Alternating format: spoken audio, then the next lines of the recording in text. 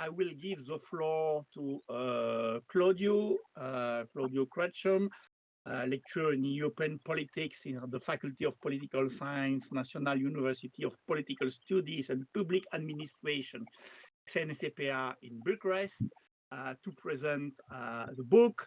And after this, I will give the floor to Szabina, who will discuss about Hungarian case. And after, and we will also have some piece about the Romanian case. And after this, audience can discuss the presentation.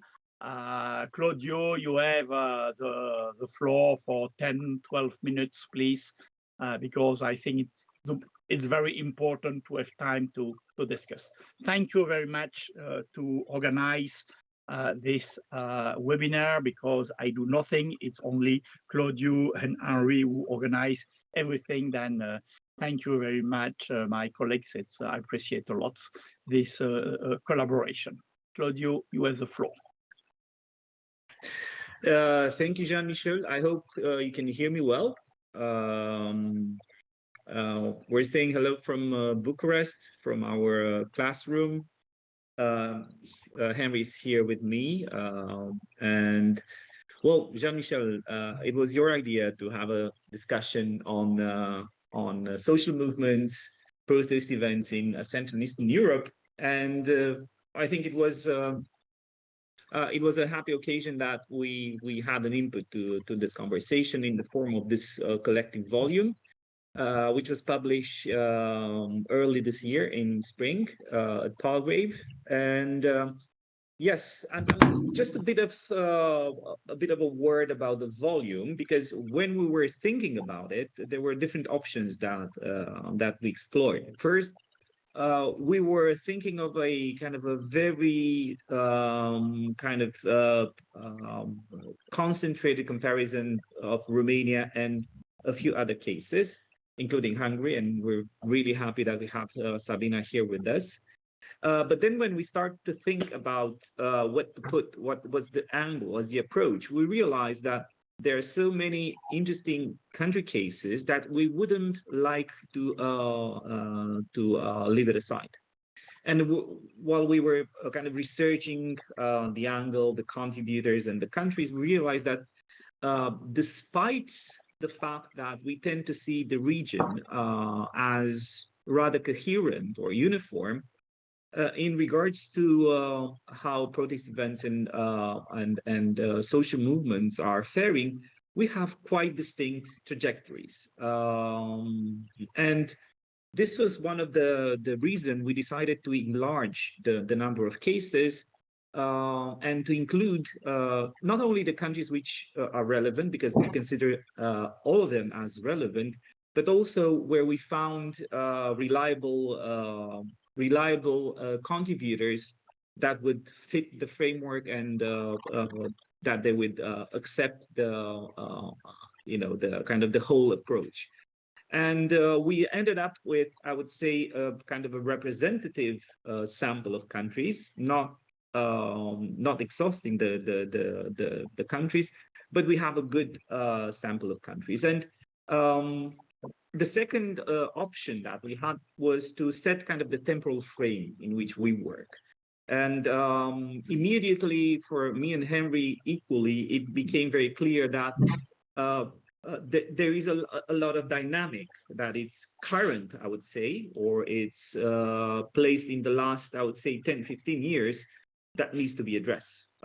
Because we kind of see an acceleration of contention in Central and Eastern Europe in the last, I would say, 10 to 15 years. And this period overlaps with, of course, membership of the EU, 2004, 2007, also the socio-economic crisis, 2009, 2010, that also prompted some socio-economic responses, and other events that are more specific to, I would say, each country in particular. But we could definitely feel that there are some, I would say, common variables which prompted this acceleration of contention.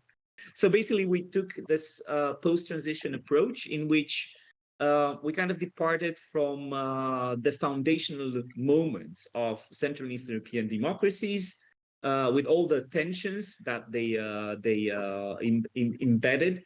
For example, choosing a political regime, choosing an electoral system, dealing with the kind of the existential issues of early transition. For example, if we give power to a certain party, would that party give it up in peace? Or will it transfer power, for example? Or are we still afraid that the government will become too powerful or too powerful to resist? Which is, of course, something that it's still around in our region. So we take this post-transition approach. In terms of, I would say, more substantive theoretical approach, if we may say so, we went for looking for impact, looking for effects. And this is not just, I would say, a scholarly valid objective, because we have to see how civil society, protest movements, social movements, more or less organized, actually influenced the political regime or the political processes.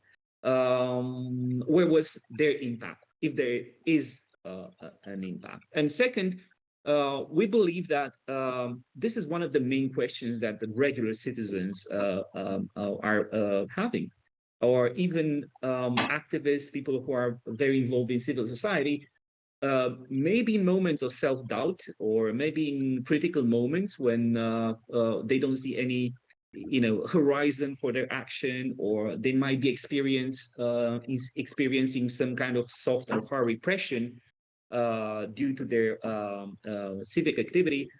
I mean, it's a moment of self-evaluation, looking and say, well, what have we achieved?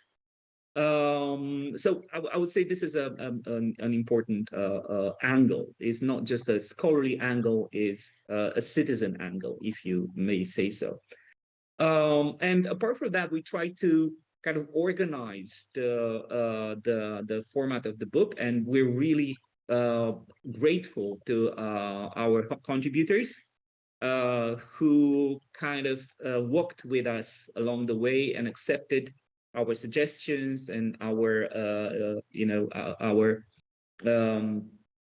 framework, and worked very, I would say, diligently and constructively along the way. And we organized, in terms of impact, we were looking at, for example, what was the impact of social movements on the party system? Were there any realignments, or was there a substantial change in the structure of the party system? Were there any effects in terms of political cleavages and political agendas? Did the street, let's say, bring something to the kind of real institutional politics? Were there any political leaders that had their fates linked to protest and contention? Were there any, I would say, major laws or major issues that were determined or influenced by street action? And here, I would say that each of the chapters identified such cases of successful mobilization, cases of, for example, stopping certain laws, or stopping environmental projects that would destroy the environment and they destroy communities. And through this lens, we started kind of approaching the specific country cases, and we're really happy to see the response and the level of detail, and also the level of theoretical and analytical quality that was offered to the collective volume by all of the contributors, which I have to say, and I think it's quite remarkable, they're in their majority, they are kind of voices and researchers from the region. They are people who would either live in the region, work in the region, or have extensive life and research experience in the region. So we felt that there is a closeness to the subject, and also, as you know, social movements research is sort of also kind of a bit of action research. I mean, those who are researching this issue, most of the times they're also to be found somewhere protesting or joining a protest or another. So also, I would say, even though it's not very clear in the volume, we also have a kind of an implicit ethnographical perspective in the volume. And we have to be frank, as editors, collective editors, we were impressed with the wealth of data and the wealth of relevant protest events that kind of popped up during the drafting of the volume. And we kind of, for me personally, we were left with the desire to know more, to add more cases and to know detail about specific cases, and also maybe engage a bit more in the kind of comparative framework that will not get into detail right now. But I have to say that one of my personal conclusions is that civil society and protest movements mattered a lot in Central and Eastern Europe, maybe more than in consolidated democracies. And we can identify reasons why it's the case. Probably the political systems are still in flux. There is kind of I would say a certain social dynamics in which political parties are not seen as legitimate. So there is space for influence. At the same time, and I don't want to end up in a kind of a pessimistic note, at the same time, sometimes we put too much trust in protest and civic action.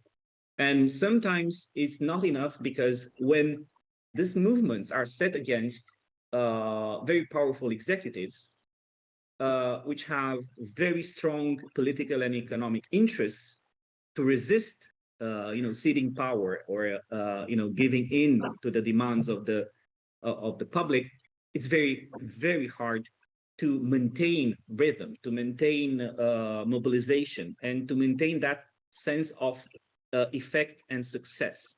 And this makes even more remarkable the kind of the delicate cases that we have even in the book, at least one, Georgia, and we're thinking about Georgia, and the extraordinary mobilization in terms of length and intensity, which is doubled, unfortunately, but by no change in the political process and in how the government works and aligns itself. Also, we saw, even though we didn't cover the case of Serbia, we also saw a real laboratory of contention that moves beyond the kind of well-known ways of protesting, having rallies. I mean, in Serbia, you can see the experimenting going on at a scale that I would say it's even unprecedented, even for consolidated democracy. So I think we have reasons to trust and expect things from citizens and social movements. At the same time, in critical cases, it might not be enough. Thank you very much. Okay, thank you very much, Claudiu, for this very good introduction. And I will give the floor to Szabina Kerényi. And I think I asked Szabina to present herself, because I think there's some mistake in the presentation in the poster. Then you can correct and say us what is your last affiliation. Thank you very much. Thank you. You have the floor also for 10, 11, 12 minutes. Szabina, thank you very much. Thank you very much.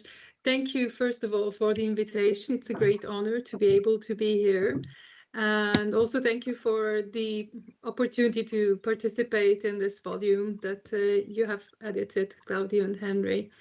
To start with my affiliation, yes, I'm a researcher at the Center of Social Sciences in Budapest, but I'm afraid our time is not enough to explain all the institutional changes that my research center has been going through in the past years. And I think it would directly lead into the subject of our discussion today. So I will just go there. I would like to talk a bit about this chapter that we wrote together with my colleague Márton Gerő. Both of us are scholars on social movements and civil society, and we wrote together this chapter on Hungary and on the developments in civil society and social movements after 2000.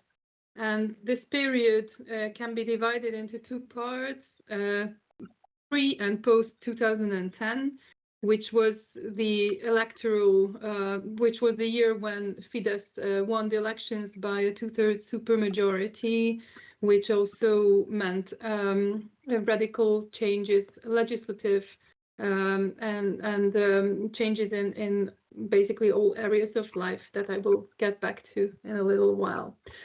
So I think that our chapter underlines what Claudiu was talking about the importance of civil society and movement mobilizations in Central and Eastern Europe.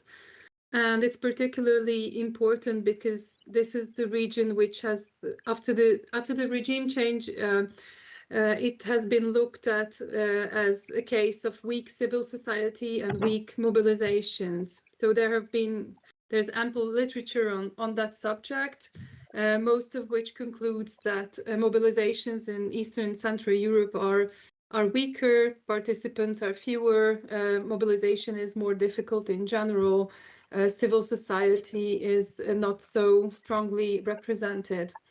And we have been looking a bit into that and going into details. There is a discussion in the literature about this weakness and about the strategies and of the weak civil society. For example, we refer a lot to the Petrova and Tero piece, which talks about transactional activism, about participatory versus transactional participation strategies. But we also point out that in this period in Hungary, with this case of transactionalism, while it is true for example, environmental movements, it overlooks, for example, the extreme right mobilizations, which have been quite dominant in the early 2000s in Hungary. First of all, I would also like to underline that we see movements as dynamic part of civil society. And also we see that that movements are actors within a network where there are also formal organizations, CSOs, trade unions, and in some cases, like also in Hungary, political parties. So we argue that they need to be looked together, even though they come from different theoretical schools. So before 2010, before the turn, there were a few major events that are important to be mentioned. First of all, it's a period of extreme, not extreme, but high political tensions, and also high political participation. Like I said before, for example, right-wing mobilizations were quite dominant in this period. And 2002 was a year marked by the electoral defeat of Fidesz and also the organization of the so-called civil circles, which was organized centrally, but also marks an era when Fidesz moves into or identifies itself as a movement party. Another year which is important to be mentioned is 2004, which was the accession to the European Union, and there were a lot of changes also in the finances and support of NGOs and civil society, which were affected by by the EU accession. But what is important probably is that during the entire period, there is a weakness of resources and a dependence of international support, due to which also there is little national funding available, as a result of which these NGOs are very, there is a big fluctuation within the organizations, burnout, and also focus on short-term projects, which is a difficulty in maintaining organizations in the long run. And in 2006 is the year of a political scandal which shaped the country and also strengthened right-wing mobilizations and the power of Fidesz, which later led to this two-thirds victory at the national elections in 2010. This turn is called an authoritarian turn. There are different definitions in the literature. We can call it democratic decline, electoral autocracy, de-democratization. What matters is that it's a period of radical institutional legislative changes.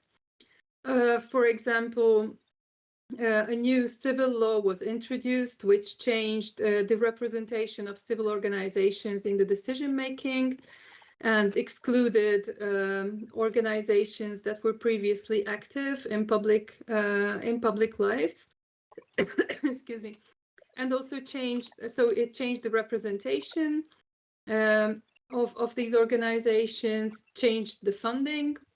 And also, after 2010, the legislative changes, it is among the legislative changes, and it is important to mention the new media law and the centralization of institutions in general. Also, and also new labor code, which affected the right of assembly and the right to strike. This radically changed the communication between state and civil society. And like I mentioned, organizations that were previously active were included from the decision-making processes.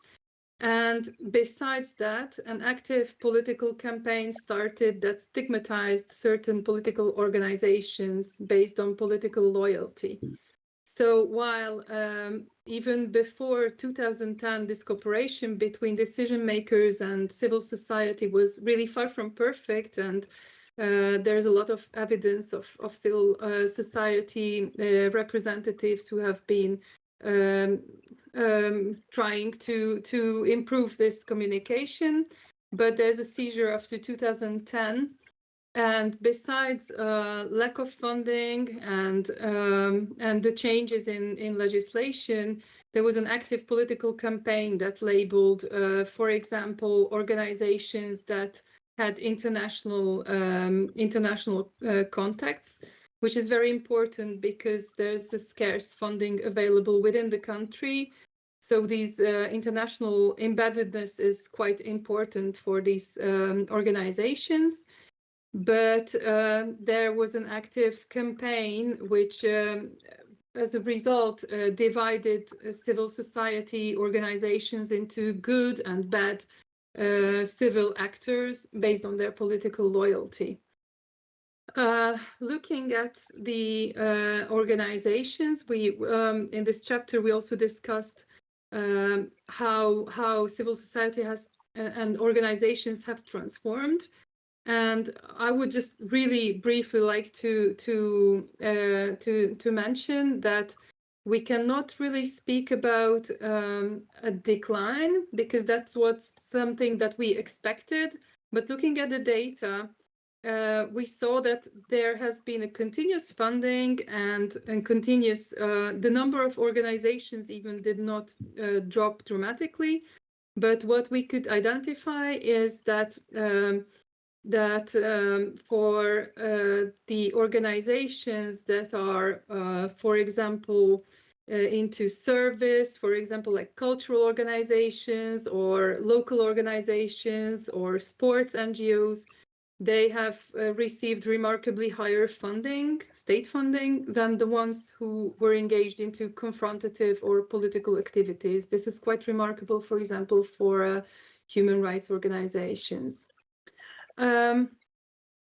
Also, we looked at mobilizations, like street mobilizations, referring back to weak civil society, to this problem of whether there's a weak civil society and mobilizations. What is remarkable that after 2010, the mobilizations on the left wing have increased, while those who previously, before 2010, the right-wing mobilizations were dominant on the streets, so this has changed. And there have been a lot of, while certain organizations were left out and the funding became more and more scarce, consequently, grassrootsization tendency has started to strengthen. For example, in the field of environmental mobilizations, or other fields, which we have outlined 4 different categories of mobilizations, which we identified as important in this period. The ones who are engaged into democracy issues, which is, I know it is vague, but still we found that this is an important issue that we could identify, like such as anti-government demonstrations, like street demonstrations. The second category is the mobilizations on education, both public and higher education, following the transformations of universities and public education. The third categories were the mobilizations focused on labor, which is referring back to the transformation of the labor code. And I would just like to point out the Overtime Act, which became famous as the slave law, which against which there were like very serious mobilizations, which are important for many reasons.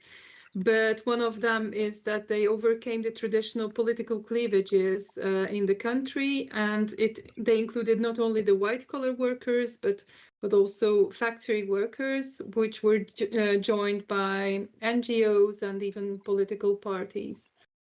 Maybe I can go back a little bit to this if we have time later on. And the fourth category is the pro-governmental activities, which are this maybe the go-go type of mobilizations, which have been centrally organized. For example, after 2010, the Civil Alliance Forum, which has been centrally organized, it has organized the so-called peace marches to demonstrate the support for the governmental party Fidesz. So they organize marches every year, probably except for the years under COVID, and with a really large number of participants.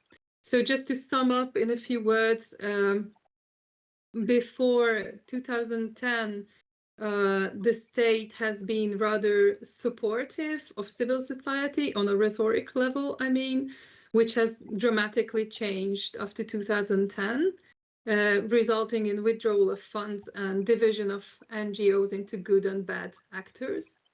And a new era started marked by attacks against civil society and stigmatizing organizations, and new types of mobilization started to come forth.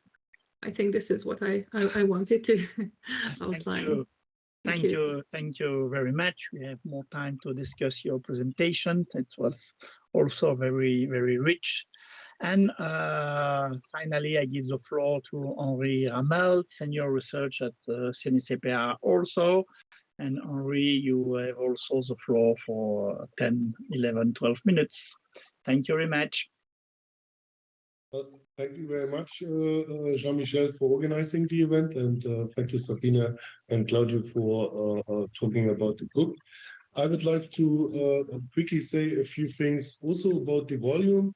Before briefly saying something about Albania, as Gilda cannot be here today, and then briefly introduce the Romanian chapter, and then potentially Claudiu can add there if he feels the need for this too. Regarding the volume, Claudiu was in his introduction of the volume, he was mainly talking about one very important dimension of the book, and a dimension that is very important in social movement studies in general, the one of outcomes and effects of social movements. But I think it is worth mentioning that the volume also has a couple of other important contributions. And for instance, a few works in social movement studies, and in particular in Eastern Europe, looked at socio-economic problems. What prompted certain scholars to ask for bringing capitalism back into social movement studies, or others to look at the long-term rhythm of the economy. And this was even less the case in scholarship on protest, social movements, political participation in Eastern Europe. So we placed socioeconomic and material conditions at the center of the volume of each chapter in the introduction, and we also have a dedicated conclusion to socioeconomic inequalities, how it affects political participation, not only political participation that is outside of political institutions, hence protests, civil society, etc. Also, we looked at a newer and very like an emerging aspect that was far from being stable in social movement studies, and that is geopolitical alignment and geopolitical cleavages. I think what we are witnessing now, and we will more or less talk about populism. I think if we talk about political systems in general, 2025, but in particular also in Eastern Europe, we cannot avoid talking about populism, talking about anti-European and anti-EU populism, about sovereignism. So we had, and one has to take into account that we started working on the book before the war in Ukraine, but it was already the political alignment of certain political actors in certain countries was likely to provoke a certain effect on the political systems and on political participation. And I think that is also one major contribution that is worth being mentioned. Introducing a little bit the chapter on Albania, as Gilda cannot do it as she's ill. Gilda talks about an important shift in political participation in Albania that happens in 2011, when she describes the shift from top-down to bottom-up mobilization. And she shows this through very detailed analysis of different movement and protest waves, including urban, environmental, anti-war protests, etc. So everything that would be called for Western Europe back in the day, new social movements. And in Albania, they appeared in 2011, according to Gilda Hoxha. Which brings me to Romania. The chapter on Romania is written by Hoxha and Diana Margarit, and they observe a very similar trend for Romania.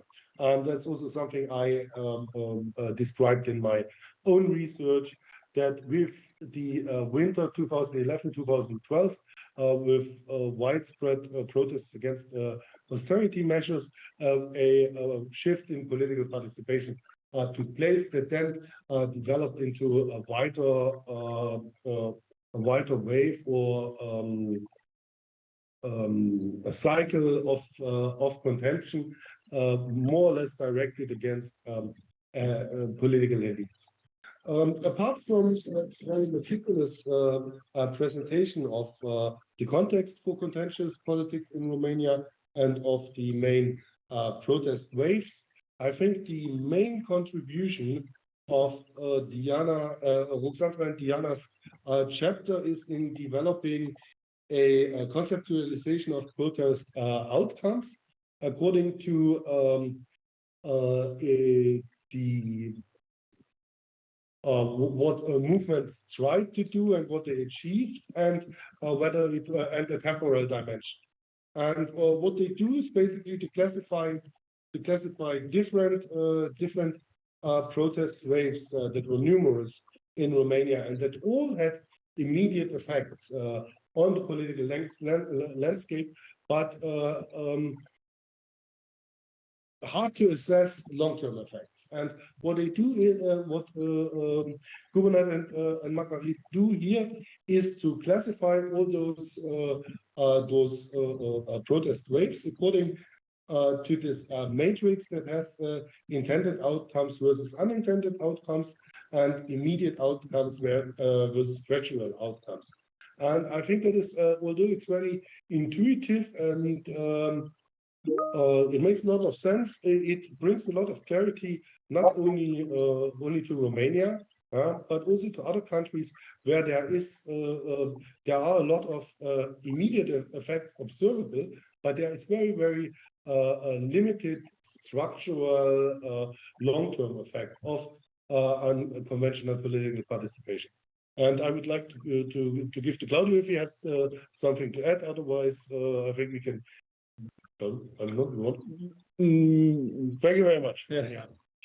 Well, Henry was very good at synthesizing the information on Romania, and maybe generally to a very short comment on kind of the broad trends. What we observed while working on the volume is that it was kind of striking to see that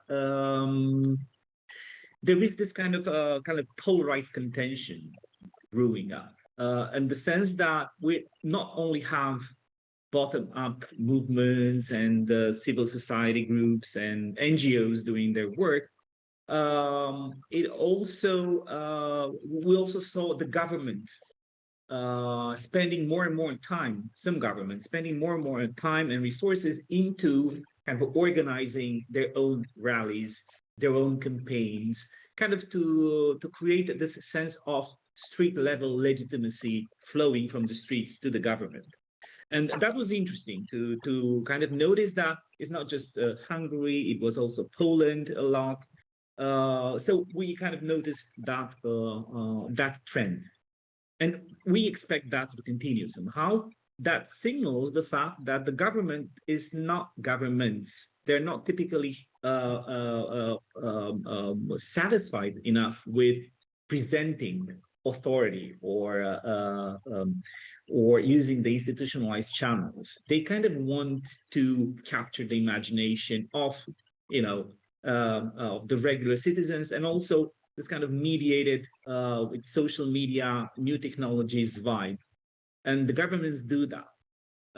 And also what we realize is that for a long period in our transition, we associated civic movements with democracy generally, to support the democracy, human rights, all this kind of, I would say maybe too optimistic agenda that these things go together. But at the same time, we saw an increasing mobilization of actors who are not, let's say, pro-democratic, are more aggressive, I would say, in their ideological stances, but they also take, they use repertoires, types of actions that were initially kind of owned by the pro-democratic groups. You would see, for example, a proliferation of anti-LGBTQI events, nationalistic events, conservative events, in which the style, the grievances, the slogans kind of point out to a very different political culture that we were used to before. So this is what I refer to as kind of polarized contention. It's not just bottom up, it's also top down, and it's also kind of questioning many things that we kind of took it for granted, including, geopolitical orientation, as Henry was very right to point out. For example, pro and anti-EU, but also what needs to be democratic. How do we define rights? And we definitely see, and this is a point that the Romanian chapter makes, we definitely saw a critical juncture within the pandemic crisis. Then, at least in Romania's case, and partially to other cases, you kind of saw a shift in discourse, and you would see people on the streets who were protesting the pandemic crisis measures, the restrictions, and they were doing that in the name of rights. They were doing that in the name of democracy, in the name of freedom, religious freedom, and other types of freedom. So I would say that right now, we're in a very different, interesting spot in Central and Eastern Europe with all this happenings. And I'm happy that Szabina mentioned the shrinking civic space, because it's a reality in many countries. And not only in the countries which are, they have obvious issues with democracy, but also with countries which are faring well in terms of democracy, but still through various means, they shrink the civic space. So I would say that we're in an interesting, relevant spot, and potentially very consequential. Thank you very much. Thank you very much. Thank you also very much to manage very well the time. And now we have time to discuss, to maybe have more cases or some questions, some critics. I don't know. I know that the first questions is always the most difficult. Petia will begin always the first questions for Petia. Thank you very much, Petia. Thank you for organizing this very, very useful and interesting event to launch and to present the valuable work of colleagues from Bucharest and from Balkan countries, and also from Central and Eastern Europe. Just to explain that 10 years ago, me and Ana Krsteva, we co-edited a book, E-RU, on the first big cycle of protest movements in Bulgaria, and then different research teams in Bulgaria edited different studies. But my question is the following. In your conclusions, what is the major impact of all these movements on party politics and on presenting viable alternative, let's say liberal alternative, to all these trends of illiberalism, threatening democracy in the region? Just to say that the very first important protest cycle in Bulgaria happened in 2013 on anti-corruption, state capture motives, and especially against one concrete personality, the mogul Delian Peevski.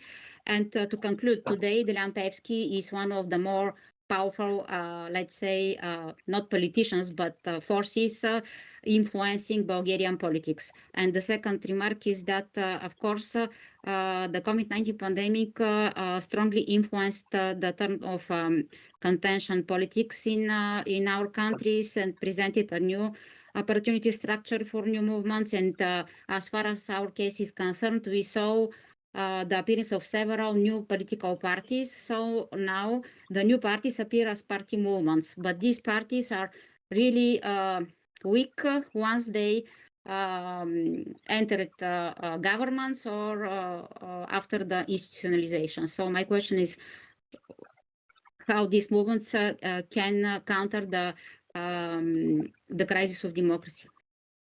Thank you. I propose to take more 2 or 3 different questions. I don't know, you have your yellow hand if you want to add one question, and I don't know if you see also in the conversation. If you are interested by the book, you can send a message, Claudiu, I think, and we will see what happened. Hanka.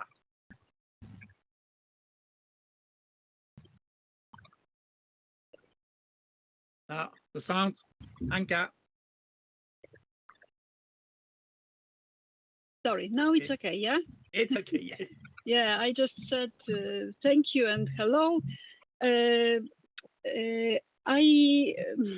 would like to refer to what Szabina said. Szabina, you began by referring to the debate on weak civil society. And this is indeed an important debate.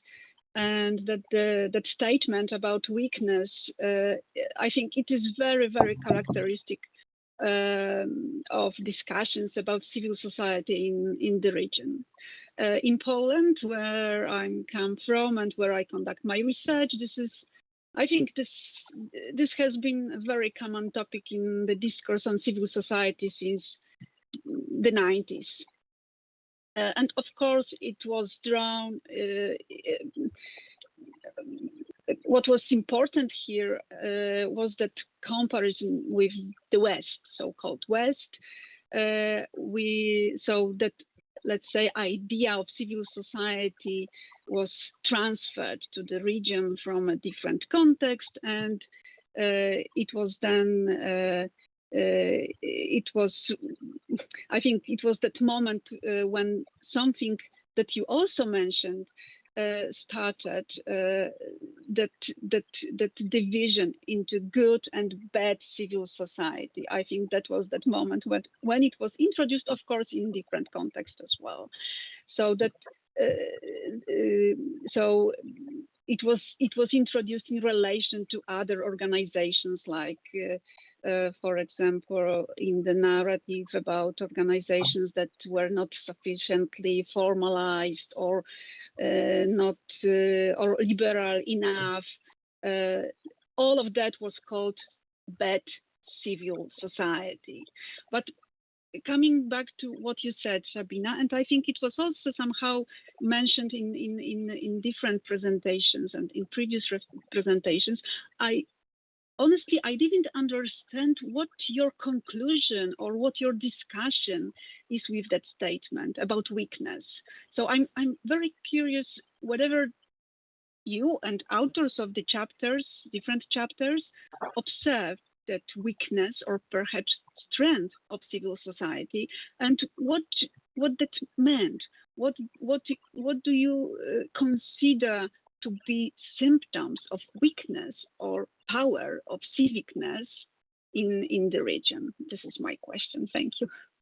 Thank you. And to finish the first moment, I think we have questions in the room because we have some students with us, with Claudiu and with Henri. Then please. Can you hear me? Yes.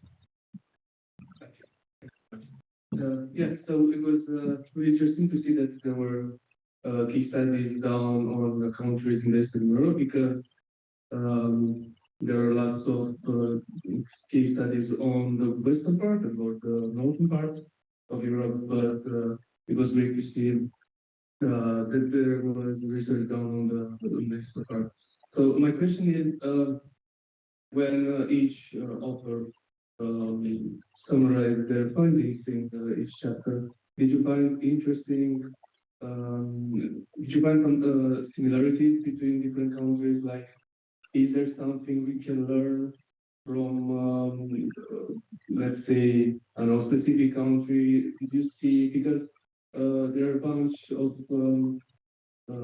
pretty much there are almost all post-communist countries, so there are some similarities, maybe there are some differences between Western and Eastern, and what did you find the most interesting, taking all the case studies into account? Thank you.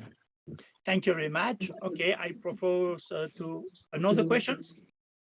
No. Yes, Okay. another one, and we can then Okay, okay, because I don't see the room, then another one, and after the answer. For your presentation, I'm curious about something specific on the Romanian chapter. And more specifically, if you found any differences between the 2015-2018 period, the peak of the Romanian civic movement, the civic street mobilization, and the period of the pandemic. And more specifically, I'm curious on your perspective on the reason why, for example, in 2017, millions of Romanians gathered on the streets in January, February for weeks.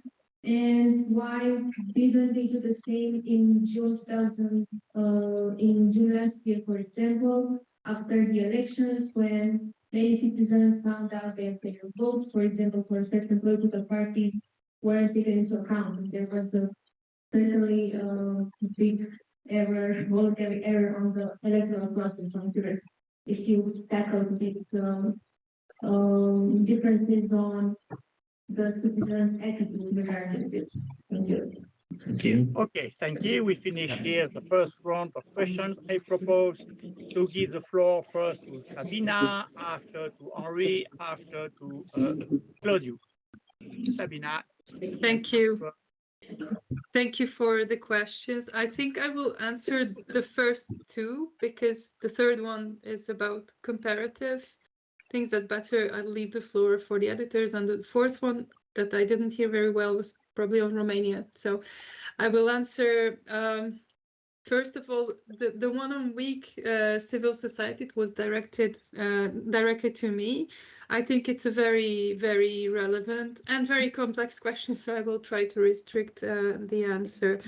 I think it is a very, I would like to depart from what you said, that in the 90s it came up as an issue of comparison to the West, which is like a very Western central perspective, which overlooked the specificities of the new democracies in Central and Eastern Europe. And each time there was some mobilization, then the scholars started to debate whether these mobilizations are good enough to reach the levels to be considered as relevant from a Western perspective. So I think this is a very important point. And then there were these debates discussing whether, okay, there are weaker resources, which is undebatable in the region, and weaker institutions that are available as allies for civil society. And I mean, the lack of resources on all of these can explain, of course, why the relevance or the participation in decision-making of civil society and social movements is indeed weaker. But on the other hand, there was a debate of, okay, there is less participation, like street level participation, but let's see what kind of mobilization there is. And this is where I refer to this very famous Petrova Tarot piece. And the other thing that you said, and I have to agree with you about the good and bad civil society, that the literature or initially, there was a tendency to look at this normative concepts of democratic mobilizations, which tended to overlook other types of mobilizations which are not democratic, but in any other way they fit into the concept of mobilizations. And this is what happened in Hungary, like in the early 2000s. There were like really strong grassroots mobilizations, but there were mobilizations of the extreme right, and there were a lot of even violent actions. What we argue in this chapter is that not only there are first of all these overlooked mobilizations, which are on the one hand these extreme right mobilizations, and on the other hand the ones that I mentioned as the go-go type, the one that also Claudiu referred to, the or sorry, maybe it was Henry, about the ones that support the government, the pro-government mobilizations, but also there is a tendency after 2010, which is the period of autocratization, where on the one hand, not only grassroots mobilizations intensify, which are possibly not very strong in participation, but there are big in numbers. Like there have been really a lot of grassroots local mobilizations, for example, in the environmental sector. But also after 2010, there were a lot of participatory mobilizations as well, anti-government demonstrations. And it's true that in numbers, they were not as big as, for example, in Romania. Like we don't have demonstrations of hundreds of thousands of participants as in Romania or even Poland. But even street demonstrations have increased in this period. So asking about weak civil society, I think that is not the question anymore, but the question is rather how civil society and social movements can mobilize under an autocratic regime. I think it's a long discussion, but thank you for the question. And I would, if I may, I would also like to get back to Petya's question about movement parties. I think that is also very interesting and very relevant question because first of all, like I mentioned, Fidesz started to identify itself as a movement party, even though these circles were centrally controlled and organized and financed. But indeed, they could build up a national network based on these units. And another very important movement party was the Green Party, which entered the parliament in 2010, right at the authoritarian turn, which was based on the environmental movement, and it claimed itself as a movement party, and it then even behaved as much rather as a movement than as a party. Like, for example, while they were in parliament, they organized demonstrations, street demonstrations against the government, which also shows how limited their possibilities were within the parliament.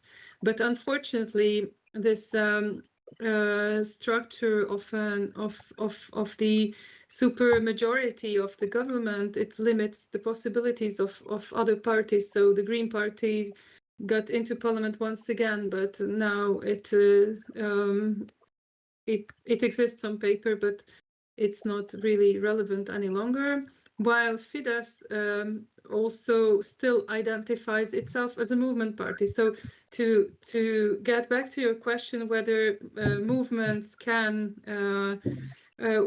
I put it down, whether they can be an alternative to illiberalism, I think it's not so clear, because even illiberalism uses mobilization techniques and this kind of mobilization, and claims itself as a movement party. So it demonstrates loyalty on a street level and to demonstrate support, and it behaves as a social movement, but I don't think it's it can be a safeguard against illiberalism or against autocracy. Quite the contrary, I think there's a tendency of autocratic movements that operate in a non-party way, or in a or based on grassroots logic. Thank you, Henri. Thank you very much for your answer, Henri. Or Claudiu, you can share. It depends on you. Me first, and Claudiu comes with more specifications. So regarding Petya's question, so the impact of protests and social influence on party politics, and also the illiberal drift, is widely discussed throughout the book. It's was one of the premises already formulated in our call or in our in the concept note, let's say. We have one concluding chapter by Della Cotta, who argues, of course, in a very optimistic way that social movements can play a role in bringing more democracy or hampering de-democratization, or at least halting de-democratization in a certain way. And this is also what we see throughout most of the chapters, that there's a certain enthusiasm, optimism for what social movements can do, even in the light of the actual current political developments, I think. Movement parties are also discussed in almost all chapters, in particular in Bulgaria, but also in Romania. The impact of the protest, of the anti-establishment narrative, of the anti-elite narrative that was widely used or mobilized for protest mobilization from 2013 to 2018 in Romania, has of course an impact on the anti-elite and the populist narrative of we represent the people against the elites. And that is those are the two, Bulgaria and Romania are the two examples that come immediately to my mind, but I believe that almost every chapter, it's simply what we can observe in most countries. And as Claudiu talked already earlier also about the need of politicians, regardless of what political couleur, to make the impression that they are part of the people, to stream themselves, to use protests to make the resemblance of some organic emerging force is simply observable everywhere, and therefore also treated in almost all chapters. Which brings me to the next question about the similarities or commonalities and differences between different countries and different chapters. And of course, also here we see exactly, and we have to take into account that most chapters were finished in 2023, I believe, but that we are confronted in almost all countries with the same problems, and not only in Central and Eastern Europe. If we look at democratic backsliding, at the oligarchization of society and the economy, if we look at shrinking spaces, those are not topics that are limited to Central and Eastern Europe. We can observe this in France, Germany, and the US, elsewhere. So those are the commonalities do not come as much through the analytical angle, but through the developments we are simply confronted to. But then there is also a conceptual aspect that has to be pointed out, or maybe an epistemological aspect at least, and that's that most of the chapters lean to using political process theory or political opportunity structures to explain the path basically from conditions for protest to outcomes or effects. And this was not mandated by us. It just seemed to be to come natural to most people to use a very similar, at least, epistemological lens. Regarding the question on Romania, so the last case study in the Romania chapter is from 2018, but there are references throughout the text, in particular at the end, to more recent developments. 2020, I think.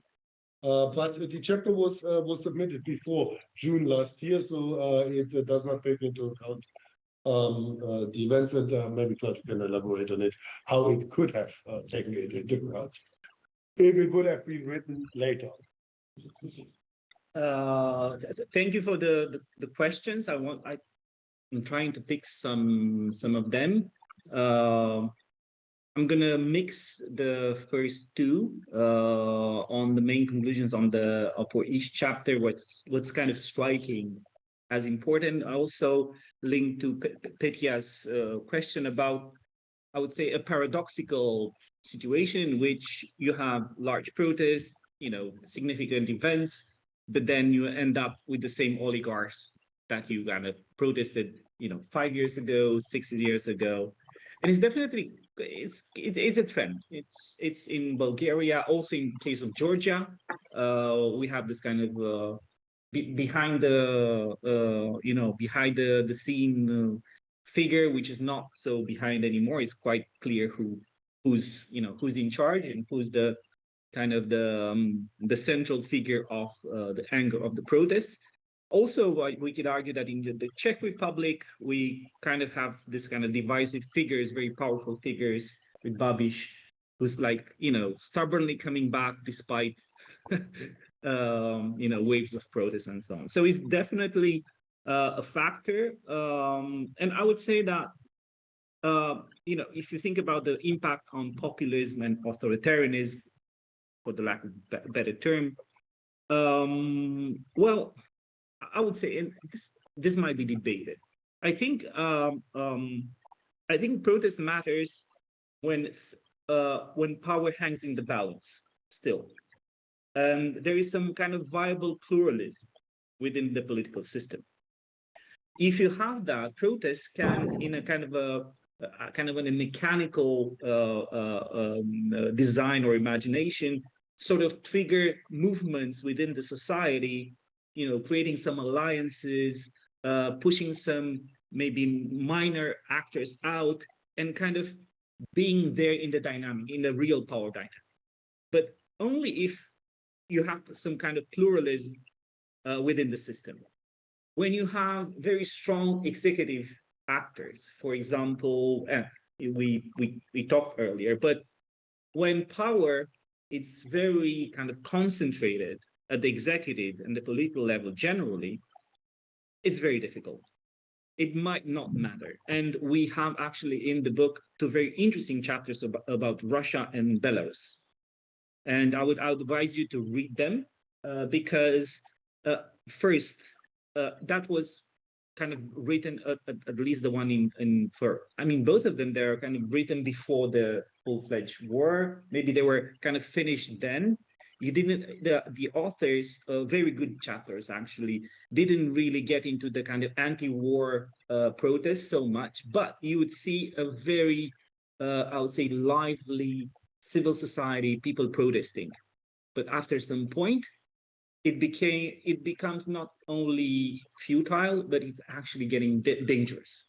So one of the things that I think it's important is to say that protests matter, but also repression works. We could see that repression works, and especially if there are no high costs associated with repression.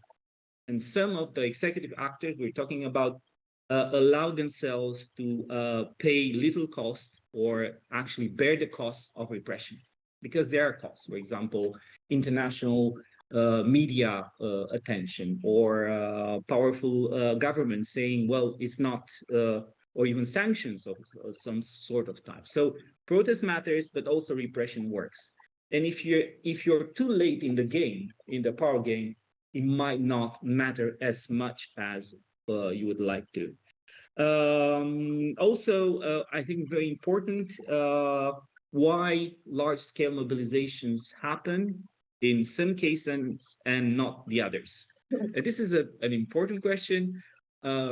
Everyone kind of asks it, including journalists and also informed citizens, and it's kind of this kind of blame game. Oh, that was a big protest.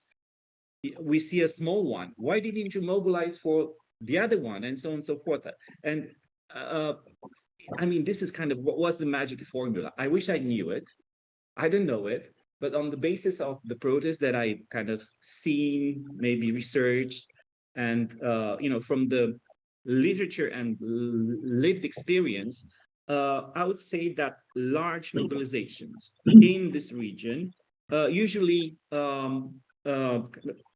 come as a result of a accumulation of factors. And I list just only three, maybe as a conversation starter for future work. Usually involves a breakdown in trust in the government, prompted by a major shock or event. And you could actually kind of see, this kind of pattern. Usually it takes a bit of surprise and shock with the decision of a government, with a situation that prompts anger, for example, and we could see that, for example, in Serbia, the collapse of a kind of wall in a bus station that triggered immediate outrage, which was, of course, older and it was structural, but that prompted like huge protests. Also, collective fire in Romania. It was a shock. I will primarily qualify it as a shock. Also, in the case of the large mobilization in 2017, it was about a government who used an emergency ordinance to change fundamentals of justice.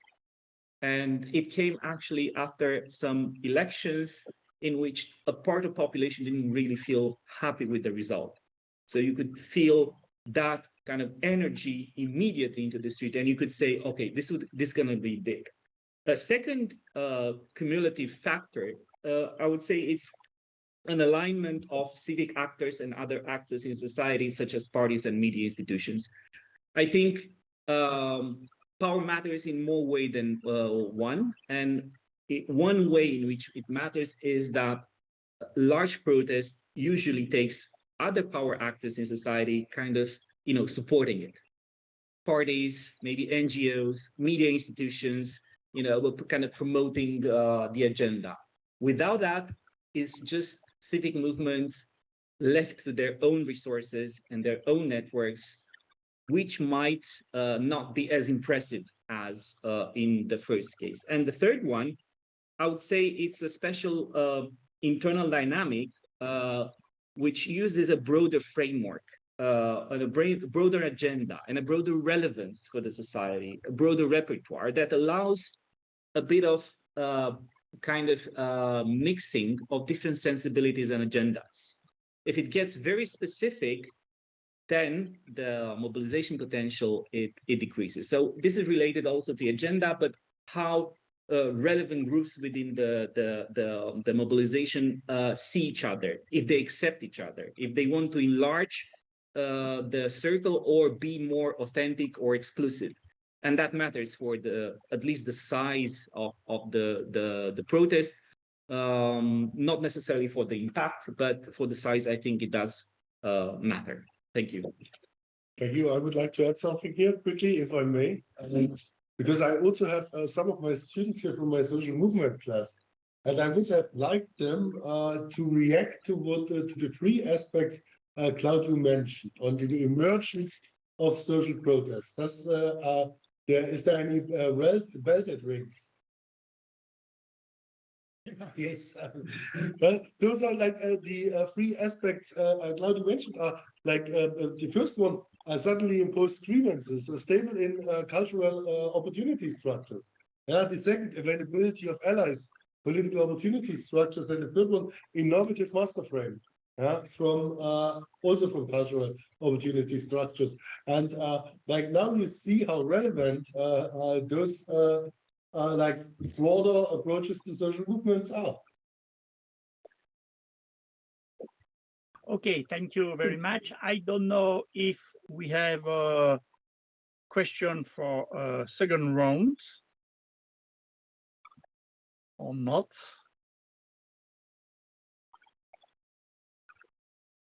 One, two, three. Surely, in the room, no questions. I think we have one more in the room, if you allow us. Thank you. Thank you for the presentation. And it's a first to talk here. And I want to talk about the recent events in Hungary regarding like the social protest with LGBTQ, things like that. And also from what I've read, I've seen that there is kind of mix in the balance of power. Like from what I know, Finland is basing its resources on the rural economy and the rural electoral. And from what I can see, the urban people, they don't want it anymore. And there is like a fragile balance there. How do you see this evolving regarding the electoral and the instruments? Okay, I think it's very difficult for people who are not in the room to understand the question, but maybe you can answer.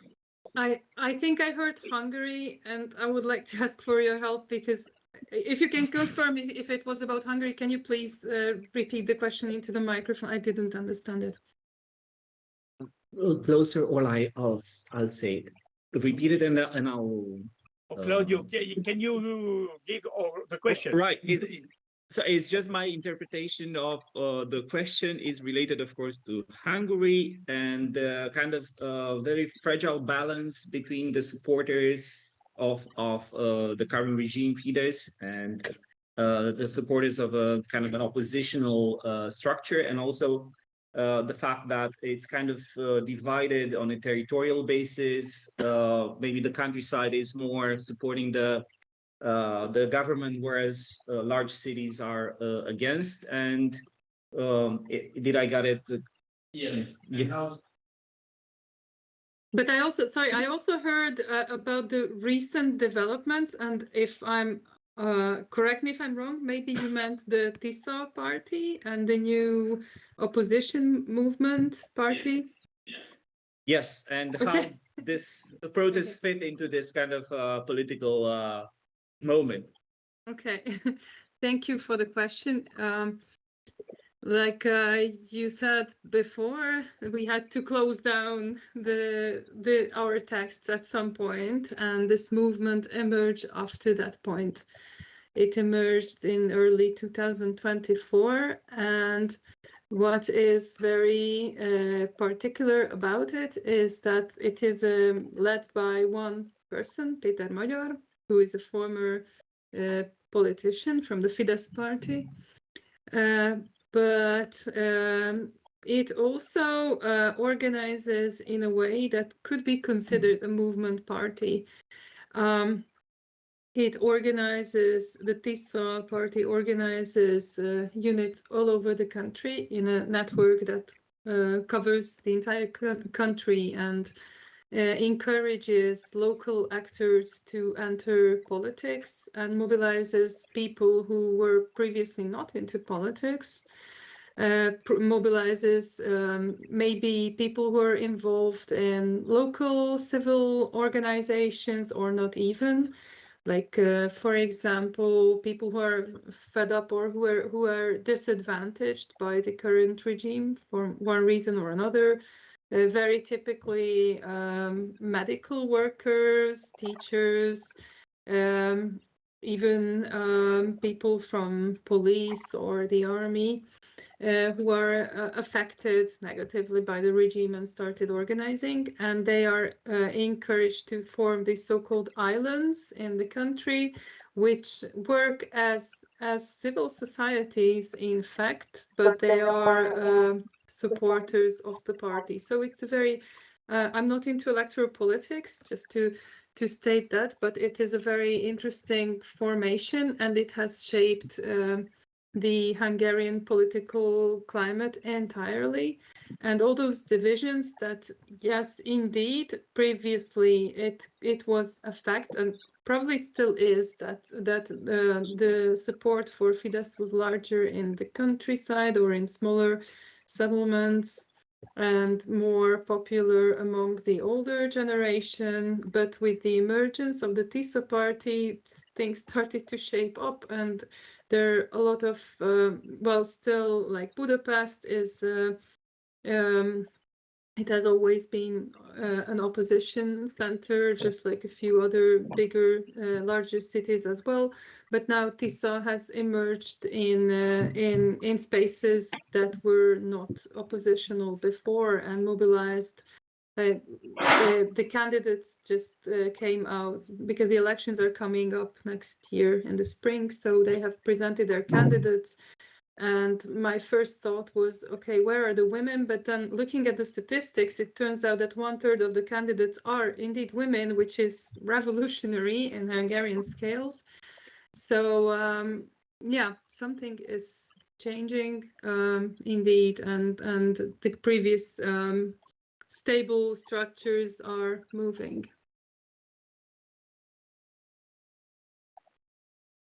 We can't hear you, Jean-Michel. Thank you very much, everybody. Thank you to Claudiu, thank you to Szabina, to Henri. We hope to organize a webinar with Szabina about Hungarian situation, maybe in January or mid-January, to follow the next very important election in Hungary. I will send you news for our next webinar. We plan a webinar about the situation in Bosnia begin in December. I have your email address, then you will receive my email. And don't forget, if you have some idea to publish something in our blog, Claudiu can testify that it's a good success. You publish a lot of things in national languages, but we can translate and give more audience, international audience, to your publication in your national language. Thank you very much, everybody. We try to make some short webinar, and then you can go to movie or to eat something or to go to your family. Thank you very much. And if you want to organize a webinar, if you have some ideas, don't hesitate to send me a message, and we will organize this maybe in the next year. Bye-bye. Thank you very much. Thank you very much. Bye-bye. Thank you. Bye-bye.